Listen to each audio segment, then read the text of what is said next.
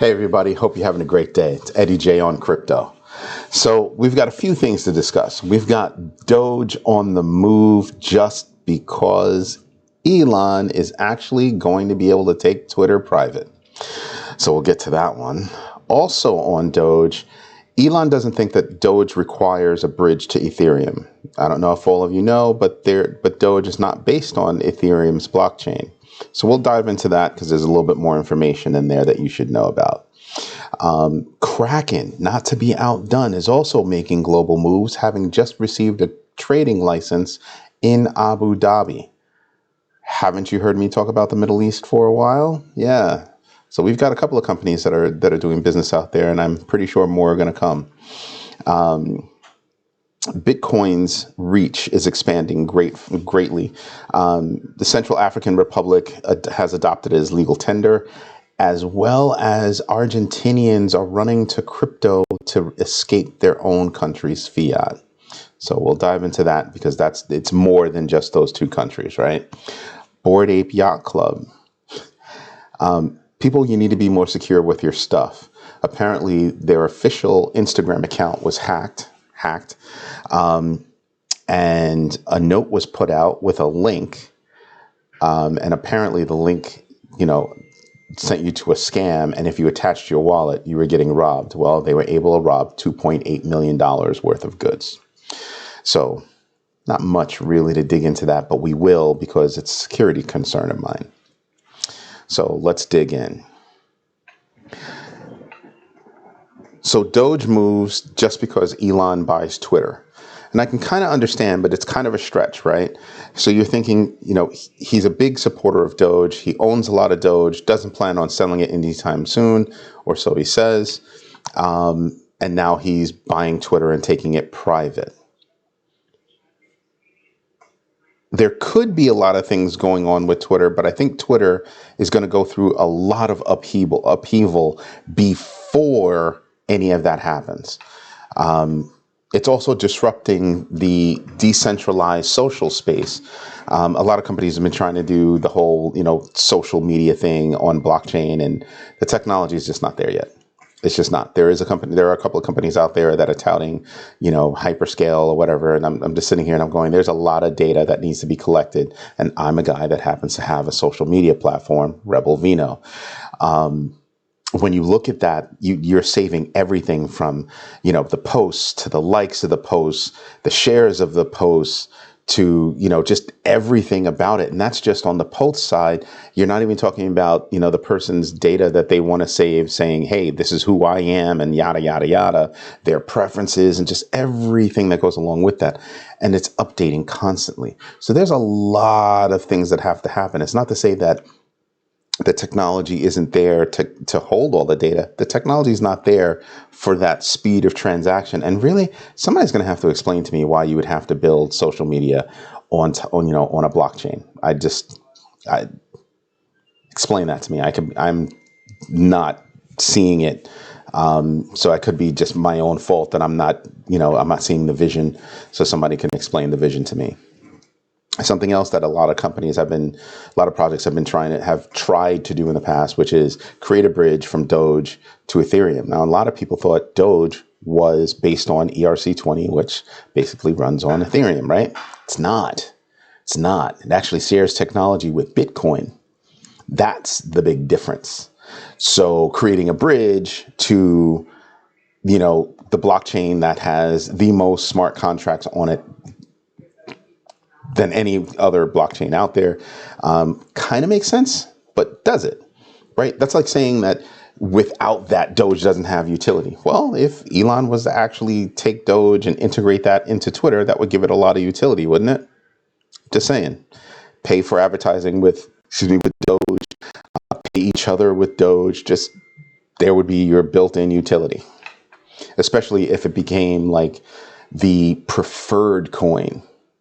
Because I could easily see Bitcoin and Doge right there, right? And they would both just exist on Twitter. So that actually would make a lot of sense if that was going to be the move. But can you say that that's the move anytime soon? You see what I mean? So the connection, the far reach for Doge to be on the upward swing. And by the way, Doge is up. It was up as much as 26%. I think right now it's up about 18% from there. So that's what I'm looking at, is what's the drive? What's the correlation? That's the only correlation I can make. But not needing a bridge, well, yeah, I kind of agree with Elon on that one. I don't think it needs a bridge. Think about it. He's more in the know than we are. And if he is able to integrate Doge into Twitter, there's your utility. You don't need anything else. You don't need a bridge. It has its own utility. So that would kind of make sense to me. Kraken getting into Abu Dhabi, just like, I think Binance is there. I think FTX might be there. Middle East is trying to become a major haven for Doge, especially Dubai and Abu Dhabi. We've seen a lot of heads from India, like Wazir X. The two co-founders moved to Dubai and took Wazir X with it. There's a brain drain in India, and the Middle East is kind of drawing them in to being there. So that's something to think about. That's something that, Kraken is trying to make moves, and they're not trying to get left out versus, the bigger boys that are out there. Now, expansion globally of Bitcoin, the acceptance of crypto in general, is a very big deal. And I kept saying that, smaller countries, as well as countries whose fiat is, not doing so well, is economically poor, the fiat itself, you're going to see those countries move to crypto faster, right? And the Central African Republic has adopted Bitcoin as legal tender, and then you turn around to Argentina, and they're just saying our fiat bites, so we're latching on to crypto. The IMF, as you know, has issues with crypto. IMF, EU, they have issues with crypto, big issues, but nobody's helping nobody's really helping these economies, helping these, sovereign states to do what they have to do. And they've sat there and they've said, we think this is a good idea to move to crypto. El Salvador is doing the same thing. Of course, you have those two representatives from the United States that want to write legislation about how another country deals with crypto. And I think that's like the dumbest thing in the world. But anyway, like I said, you're going to continue to have smaller economies and economies in jeopardy adopt crypto. And if those economies start to take off, you can turn around and start to see, well, you put those economies with other economies that are accepting and adopting crypto. Like France is, they haven't made, crypto legal tender, but they're making France, almost a haven for crypto technology. They're accepting of the tech, accepting of the people in that space, in that community. That's not a small economy. It might not be as big as some other countries, but France is no little thing. So as you start to see global adoption, it really makes you scratch your head about, hey, what about these other big economies? United States, where are you at? What are you doing? FTX is based in the Bahamas, and the Bahamians, like I reported yesterday, are going to be able to pay their taxes in crypto. So we need some of these larger economies to kind of wake up. Just saying. That's a big deal to me. The Bored Ape Yacht Club, had their Instagram account hacked or usurped, the authority of it usurped, and a message was put out there with a link saying that, hey, we're going to be giving away free land, connect your wallet, and we will airdrop you, the land. Except, not true. Their official Instagram account was hacked. So what that means is the whole bunch of people went there thinking, it came from the real account. A whole bunch of people went there, attached their wallets. I had seen a note about it, and I was like, nah. It just seemed a little fishy, right? Like, Bored Ape Yacht Club, you're going to get away for free when you can milk that? So it didn't make sense to me, right? And lo and behold, a few people got snatched up in it. $2.8 million worth of NFTs were snatched. So if you're using a platform to get your word out, Twitter, Instagram, your account gets hacked, and something like this happens. My only question is, well, who's liable? You don't think somebody's going to sue?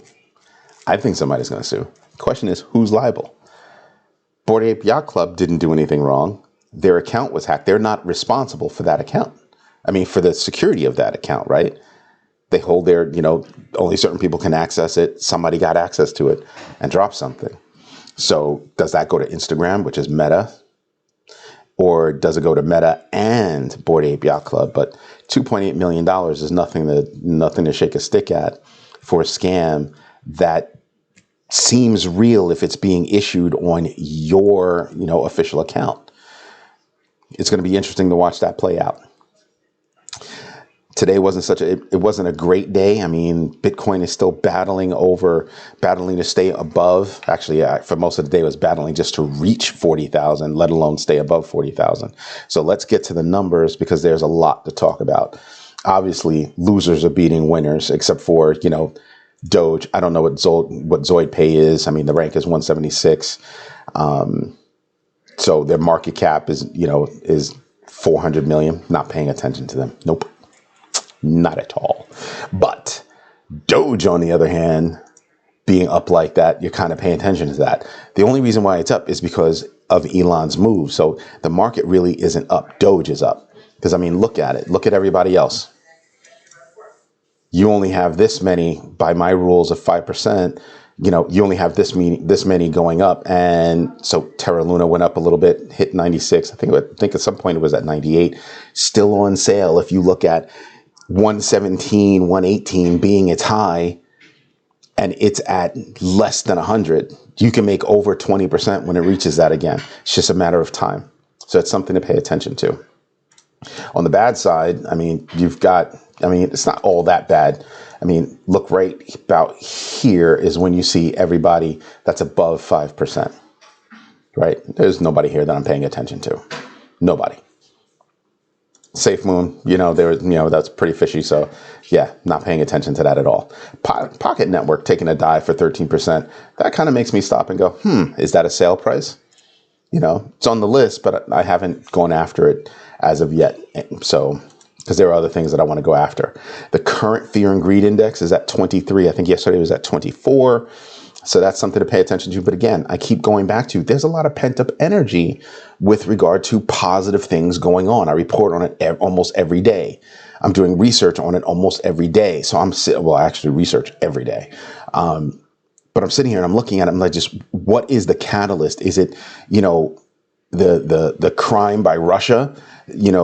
If that goes away, is that going to change?